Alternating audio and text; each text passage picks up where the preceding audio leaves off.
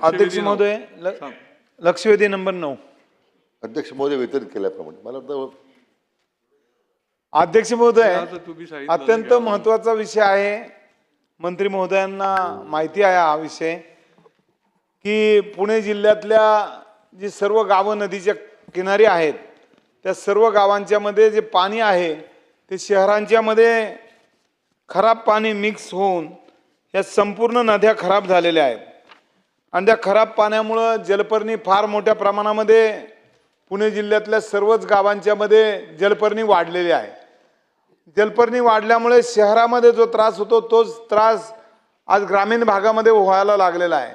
जनावरांना प्यायला पाणी सुद्धा चांगलं राहिलेलं नाहीये आणि म्हणून या रसायनयुक्त पाण्यामुळं आज जमिनी खराब व्हायला लागल्यात. जमिनीमध्ये पिकं खराब व्हायला लागलेत आणि पिकामुळं काही तण खूप मोठ्या प्रमाणामध्ये वाढते आणि म्हणून जोपर्यंत हे पाणी पुणे महानगरपालिका असेल, पिंपरी चिंचवड महानगरपालिका असेल, ह्या महानगरपालिका स्वच्छ करत नाही आणि स्वच्छ पाणी या महानगरपालिकेच्या माध्यमातून दिलं जात नाही तोपर्यंत या शेतकऱ्यांना जे काही आपण त्यांना पाणीपट्टी घेतो ती पाणीपट्टी या ठिकाणी तोपर्यंत माफ करण्यात यावी अशी माझी मंत्री महोदयांना विनंती.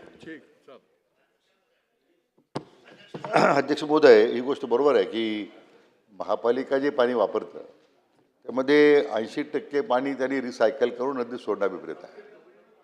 दुर्दैवानं अनेक वर्ष पुणे महानगरपालिका किंवा पिंपरी चिंचवड महानगरपालिका यांनी त्याचं तारतम्य काही ठेवलं नाही आणि त्यामुळे अनेक वर्षापासून अनट्रीटेड वॉटर, अनट्रीटेड सिवेज हे सर्रास नदीमध्ये सोडण्याची पद्धत सुरू झाली.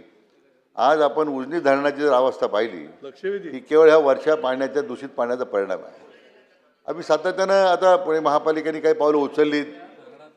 राष्ट्रीय नदी संवर्धन प्रकल्प असेल, जायकाच्या माध्यमातून 2015 साली त्यांनी आता या प्रक्रियेला सुरुवात केली. मला वाटतं या वर्षाखेर त्यांचे तिन्ही प्रकल्प वॉटर ट्रीटमेंट प्लांट जे STP आहे ते सुरू होते.